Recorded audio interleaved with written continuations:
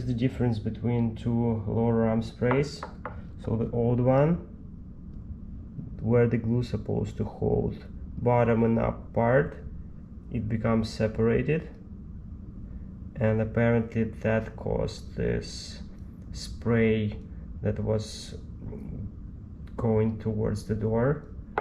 And a new one, it's all sealed for now.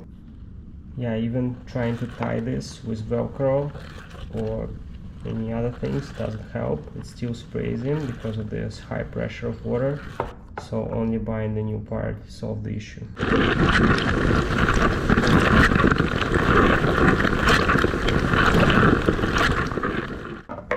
Yeah, considering the quality of these dishwasher parts, it might be needing replacement in a few years too.